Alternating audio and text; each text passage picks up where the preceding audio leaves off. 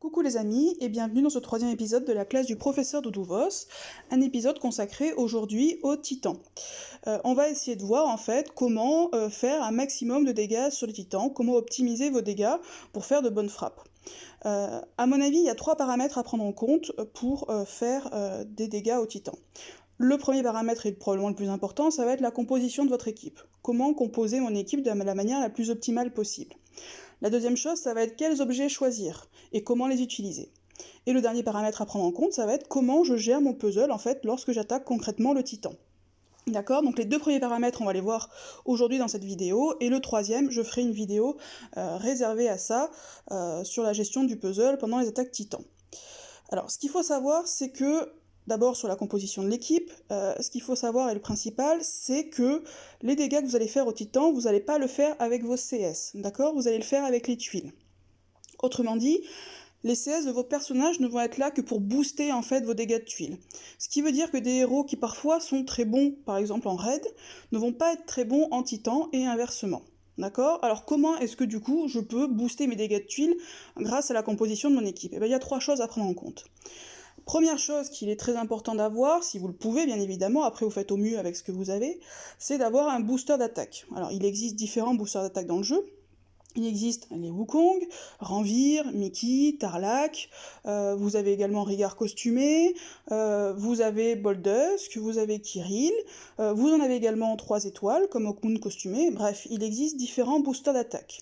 Et vous avez même un nouveau type de booster d'attaque qui existe maintenant avec Valhalla, des héros comme Jot ou comme Ratatosk, qui sont en fait des héros qui, de par leur CS, vont augmenter non pas l'attaque de vos personnages, mais vont augmenter les tuiles elles-mêmes, les dégâts faits par les tuiles elles-mêmes, ce qui du coup est très utile. Et ce d'autant plus qu'en fait, on va pouvoir cumuler les boosts d'attaque de différents personnages, d'accord?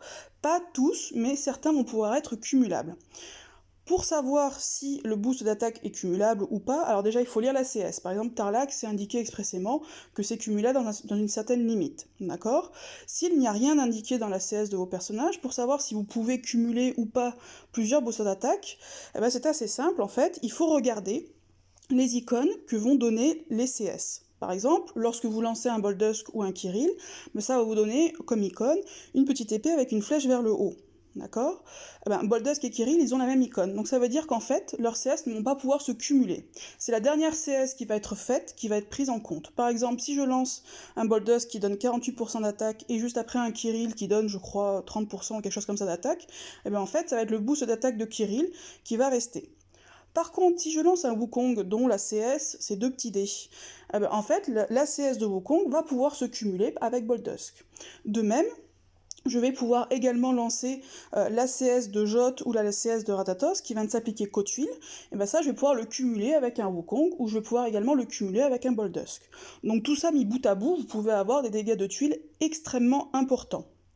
Et ce d'autant plus si vous prenez en compte la deuxième chose qui est très importante d'avoir dans son équipe, à savoir un casse-défense. En des casse-défense, vous en avez plein dans le jeu, vous en avez en 3 étoiles, vous avez par exemple Valen, une mère. Vous en avez bien évidemment aussi en 4 étoiles, vous avez Grimm, vous avez Tiburtus, enfin vous en avez tout plein, vous en avez évidemment 5 étoiles également. Et vous avez 2 types de casse-défense. Vous avez les casse-défense qui vont casser la défense de manière globale, de tout le monde, ça va être Tiburtus, ceux que je viens d'énumérer. Et vous avez ce qu'on appelle les casse-défense élémentaires. Les casse-défense élémentaires, donc vous avez notamment les gardiens qui vont arriver d'ailleurs bientôt, à savoir gardien chacal, gardien faucon, gardien panthère. Vous en avez également, je crois, le chat beauté, etc. Pas le chat beauté, pardon, le chat d'Alice. Bref, ce sont des héros qui en fait vont casser la défense d'adversaires d'une certaine couleur. Et ce qui est intéressant de savoir, c'est que vous allez pouvoir cumuler, là encore une fois, ces casse-défense élémentaires avec des casse-défense classiques. C'est-à-dire que vous allez pouvoir avoir, par exemple, je dis n'importe quoi, un Wilbur qui va vous descendre l'attaque de 44%, et vous allez pouvoir le cumuler, par exemple, encore une fois je dis n'importe quoi, avec un gardien panthère qui va vous descendre l'attaque de 54%. Donc autant vous dire qu'à la fin, votre Titi se retrouve à poil en termes de défense. Du coup, si vous mettez ça plus après un booster d'attaque, vous allez faire des dégâts faramineux grâce à ça. C'est grâce à ça en fait qu'on peut optimiser énormément ces dégâts de tuiles et faire notamment très mal aux titans.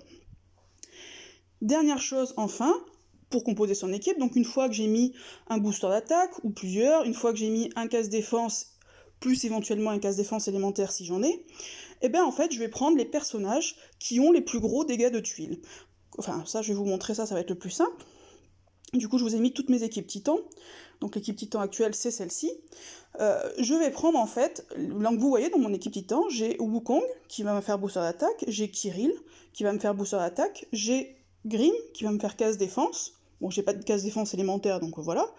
Et vous allez avoir Richard et Missandra qui, derrière, vont être utilisés pour les dégâts de tuiles.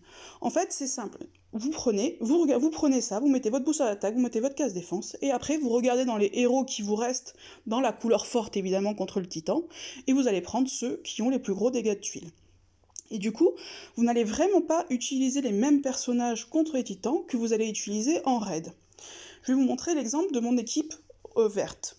Donc vous voyez par exemple, j'ai mis Petit Jean dans mon équipe verte alors que j'ai Kaedmon. Pourquoi est-ce que j'ai mis Petit Jean et pas Kaedmon? Pour la simple et bonne raison suivante, c'est que Petit Jean, il a des dégâts de tuiles donc c'est ses stats d'attaque de 741. Là où, si je veux mettre un Kaedmon, si j'arrive à le retrouver bien évidemment, il a des dégâts de tuiles de 635. Donc, ça veut dire que Petit Jean a des stats d'attaque, des dégâts de tuiles de 100 supérieurs à ceux de Kaedmon, ce qui est énorme. Du coup, Petit Jean qui a une CS lente qui est pas intéressante en raid, parce que justement c'est trop lent, contre les titans, comme on s'en fiche de sa CS, en fait, on va utiliser ses dégâts de tuiles. Donc vous voyez, pareil, j'ai Mélandor qui, du coup, lui est extrêmement intéressant également, puisque mon Mélandor, il a 816 de dégâts de tuiles. Donc du coup, ça va être mon personnage qui va faire le plus de dégâts de tuiles, concrètement, même pas Kingston est un petit peu en dessous, mais c'est lui qui va me faire le plus de dégâts de tuiles contre les titans. Donc ça, vous voyez, c'est mon équipe verte. La difficulté dans mon équipe verte, c'est que je n'ai pas de casse défense. Mais ça, je vais vous expliquer après comment essayer éventuellement de pallier cette difficulté-là. Mais vous voyez, j'ai pris Mélandor qui a d'énormes dégâts de tuiles, Kingston qui a de bons dégâts de tuiles aussi, Lyanna qui a de bons dégâts de tuiles, et Petit Jean qui a de bons dégâts de tuiles, et Wukong pour booster. Après, on va regarder un peu toutes mes équipes, je vous fais ça rapidement. Là, vous voyez, c'est mon équipe contre les titans verts, qui est, pour le coup, je crois, mon équipe la plus efficace. Pourquoi? Parce que j'ai Wukong qui va me booster l'attaque, j'ai Boldusk qui va booster l'attaque, j'ai Wilbur qui va baisser la défense de 44%, outre qui va protéger mon équipe. Et après, j'ai Scarlet qui a 767 de dégâts de tuiles, ce qui est énorme pour un 4 étoiles, et j'ai Elena qui a 809 de dégâts de tuiles, ce qui est aussi énorme pour un 5 étoiles. Donc du coup, tout ça mis bout à bout, à savoir, je casse la défense avec Wilbur, j'augmente l'attaque avec Boldust et Wukong, et après, j'envoie les tuiles qui vont être boostées grâce au stade d'attaque notamment de Scarlet et d'Elena, tout ça fait énormément de dégâts. Là, vous voyez, vous avez mon équipe violette, pareil, c'est des héros, vous voyez, j'ai Abeona dedans, qui est un héros que je n'utilise pas en raid actuellement. Pourquoi est-ce que je l'ai mis? Tout simplement parce qu'elle a des dégâts de tuiles de 771, ce qui est énorme, encore une fois, pour un 4 étoiles. Donc vous voyez, j'ai mis Wukong, comme toujours, j'attaque en général toujours en carré, c'est pas une obligation, hein, si je pouvais l'attaquer en mono, mais j'ai pas les héros pour. Donc je mets Wukong pour booster mes tuiles, Tiburtus pour casser la défense, et après je mets mes héros qui ont les plus grosses stats d'attaque, à savoir Domitia, 776, Proté, 722, et Ameona, 771. Et en jaune, alors en jaune, ce que je fais, c'est que comme je n'ai pas de casse défense jaune, notamment j'ai pas gardien chacal, du coup je vais utiliser Wilbur à la place.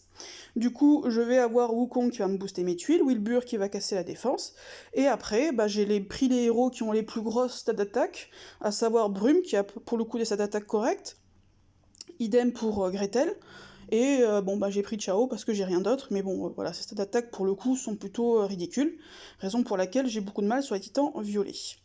Donc voilà, ça c'est ce qu'il faut que vous preniez en compte lorsque vous composez votre équipe. Maintenant, je sais pas si vous avez fait attention, mais mes héros sont placés dans une position particulière. Alors normalement en attaque on s'en fiche un petit peu de la position, alors c'est pas totalement vrai, mais pour simplifier, on s'en fiche un peu, c'est pas comme en défense, c'est pas aussi important qu'en défense, en attaque en principe on s'en fiche de la position de vos héros. Pour le coup, moi en titan, j'ai une position assez, vous voyez, qui est tout le temps la même, notamment vous remarquerez que j'ai mis toujours, quelle que soit la couleur, Wukong à droite. Pourquoi est-ce que je fais ça? En fait, ce que je fais en titan, c'est que je mets mes héros dans l'ordre dans lequel je veux déclencher leur CS. D'accord?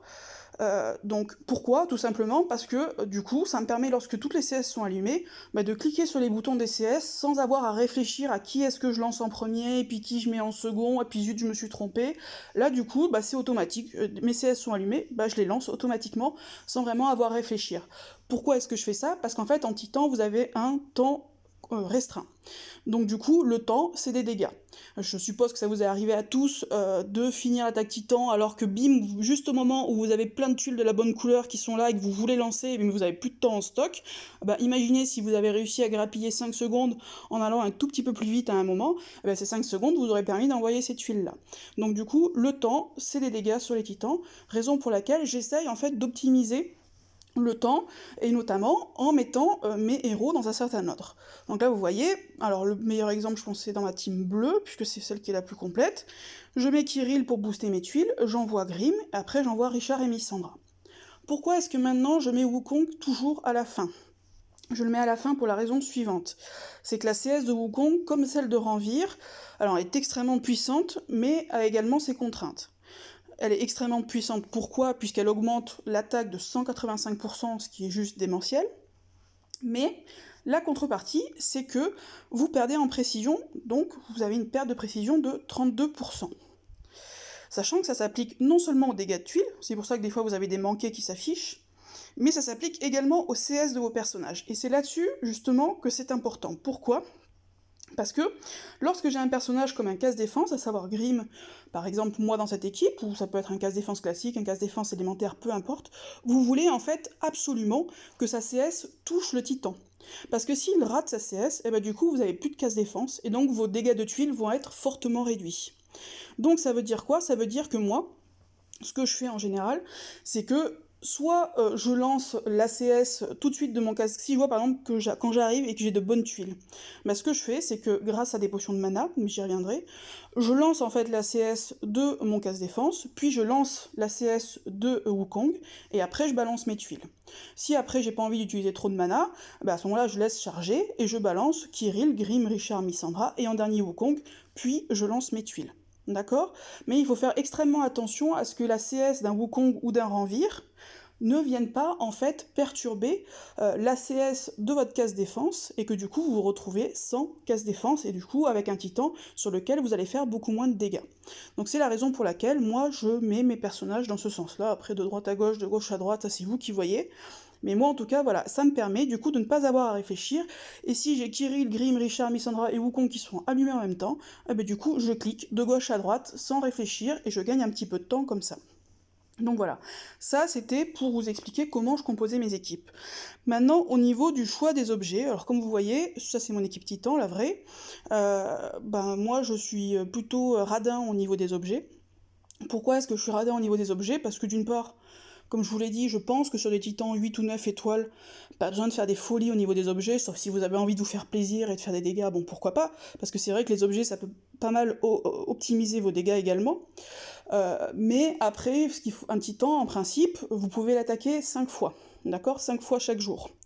Si vous commencez à cramer des objets qui coûtent super cher en ressources 5 fois par jour, autant vous dire que vous allez vite vous retrouver embêté pour progresser. Du coup, vous ne pourrez pas fabriquer, vous ne pourrez pas mettre des emblèmes, vous ne pourrez pas faire des héros, etc., etc., parce que vous serez gêné par l'absence de ressources. Raison pour laquelle, moi, j'utilise j'ai envie de dire des objets vraiment du pauvre, à savoir, j'utilise quoi? J'utilise des flèches, le but étant de me protéger, tout simplement, c'est-à-dire que j'essaye de faire rater des attaques aux titans. Vous pouvez un peu dans cette même optique utiliser par exemple des haches pour baisser son attaque, vous pouvez également utiliser des météorites, pourquoi pas, mais ça coûte un peu plus cher, vous pouvez utiliser également, mais je vais y revenir, des harpons.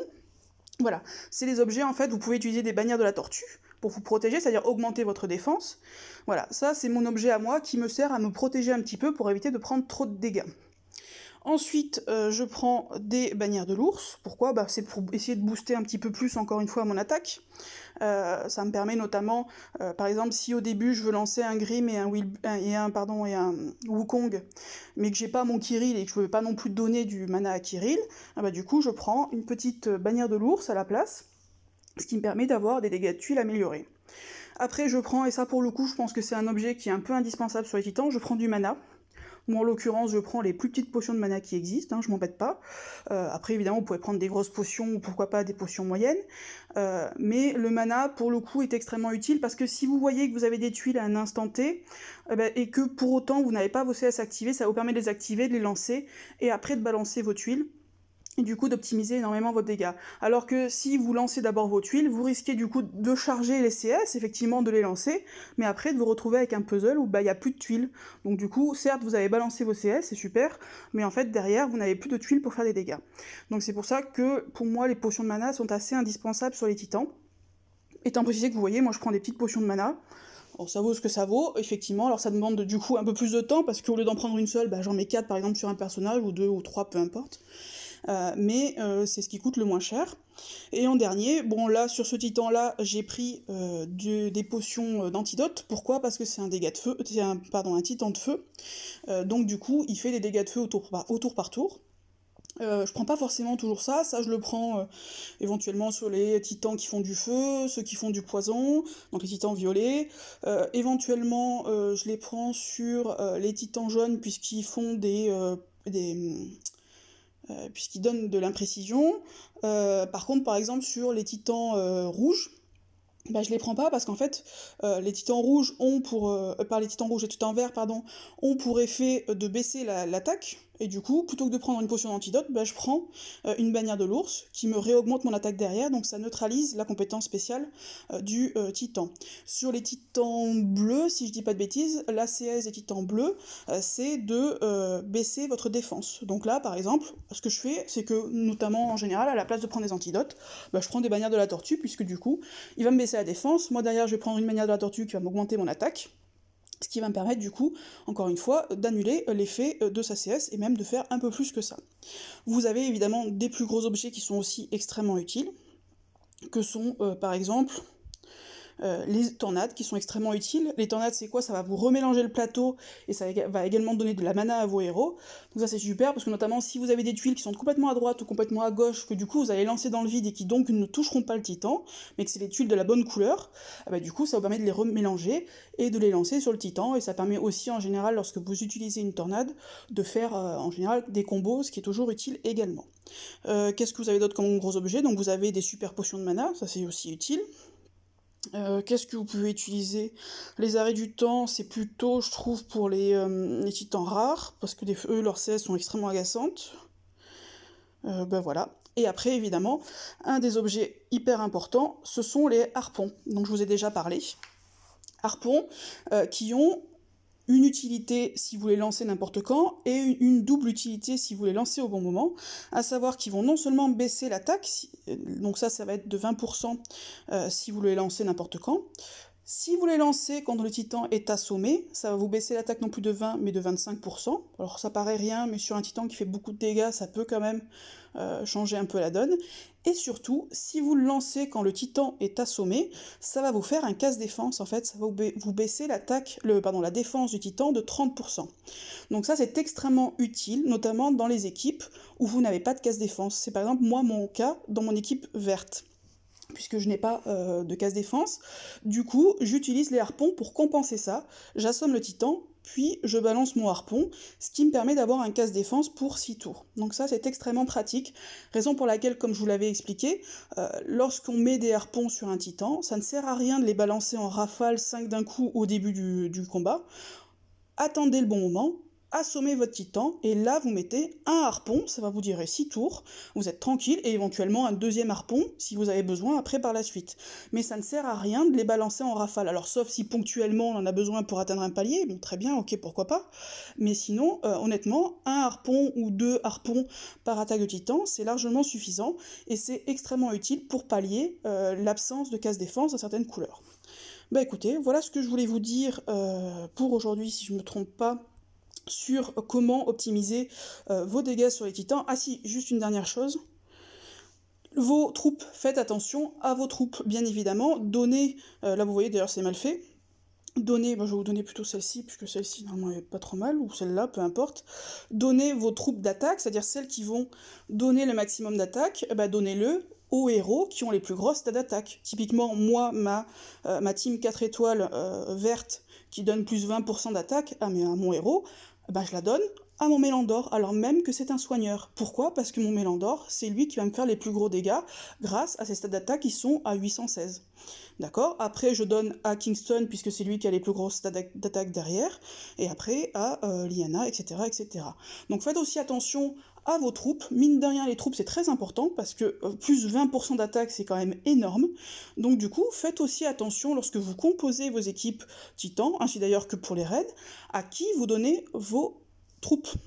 D'accord? Donc donnez, en l'occurrence sur les titans, donnez les troupes qui augmentent les dégâts, bah donnez-les à vos héros qui ont les plus grosses stats d'attaque, puisque c'est eux qui vont faire le plus de dégâts. Écoutez, bah voilà ce que je voulais vous dire, et sur ce, eh ben, je vous souhaite une bonne journée. Ciao les amis!